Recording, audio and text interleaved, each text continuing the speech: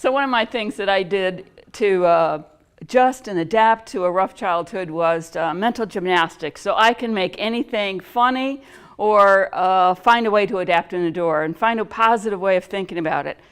And so I want to just share something with you about how to step back and look at something newly. So one of the subjects that I chose was superheroes because I want you to tap your supervillain. So I started looking at something else. There's an interesting phenomenon that if we decide something's impossible, like going on the retreat in Hawaii, we don't even consider it. So there's no way it can be a solution. And so the same way is if we're judging something good and bad, like villains and superheroes, then we can't see what's there to see. And so I started looking. You guys probably never do this, watch Netflix and you watch a whole season of TV in a week.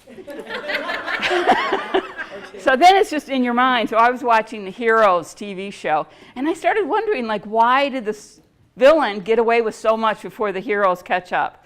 Now in that show, the heroes were just ordinary people that all of a sudden had talents, and it would be like if they went, gestured out and they broke something, they would go, oh, I got to keep that hidden. The villains love their superpowers. They learn how to use them. They're looking for more. They know everything there is about it, where the heroes are hiding their identity and hiding what they can do. And they never practice it until they have to in a crisis. So I just started looking at the workability of the villain, which seemed like an odd thing, but it was like, the villain creates big visions. They're not trying to find, okay, let me create a controllable situation that I can manage by myself. They're like out to create chaos. They don't have to clean it up, but they're out to create the biggest mess they can. Now, at first I thought they didn't have any integrity, and then somebody goes, well, they said they would blow up Gotham City, they will. So I was like, okay, there is integrity in keeping their word. But it's like, we need to create big visions and something that you can do as a group. We need our support people. We're not, even the Lone Ranger had Tonto and Silver, right? So we need that support team. We need to create bigger visions than we can do by ourselves. The other thing that I saw is they loved their superpowers. So if you don't own your superpower, you can't hone it. So like when I was growing up, my family was very they could do crafts. My mother could do anything, sewing, needlepoint, anything they could do. My sister can sew anything, she can sing. And I couldn't, and I'm like, Mom, what do I do well? And she's like, well, you make friends easily. Oh.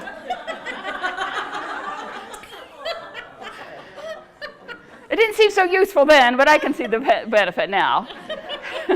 But we're looking for, and it's also like when we raise our children and we're telling them, oh, don't do that, you can't make any money doing that. It'd be like telling Superman to quit flying. No, do you think that's practical? It's it's like we can't look at the world in that way with the world changing so fast, especially. We need to encourage our kids in what they're good at. In fact, I looked up, like, how do you support a genius? They said, support them in what they're doing, And I remember one time my son came out of hockey and he was really mad about something that happened. He handed me his uniform. He goes, I won't be needing this anymore. And he walked on. Now, a lot of parents would give them a lecture at that particular point. I was like, it'll work out, He'll work it out.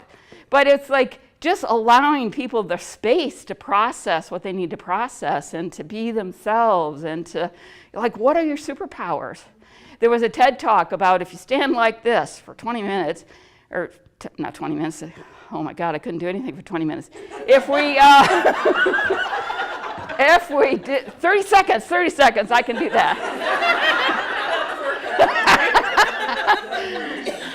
So if you stand like that for 30 seconds, like before a job interview or some type of thing, or you just need to regroup, that it alters your body chemistry, that you actually have more serotonin, you calm down, and you can do that in the bathroom before you go for the job interview. And it just gives you a sense of confidence, like we were hearing about earlier with the body, that knowing how the body works makes it so we can use it to support us in what we're up to. So the other thing was create situations that are a match for your particular powers.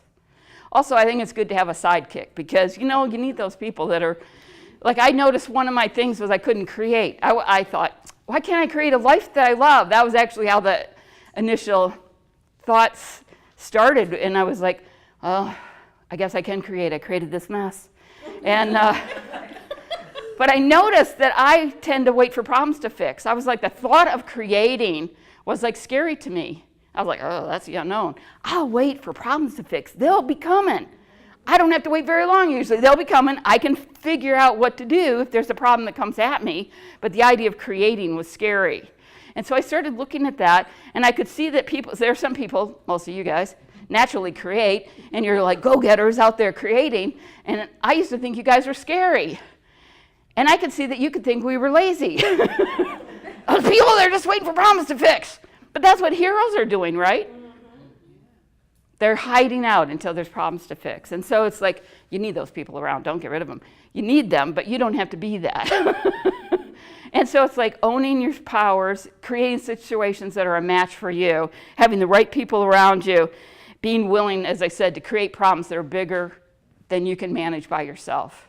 Like, don't worry about that aspect. You know, it's like, create big and clean up the mess later. We know how to do that, right?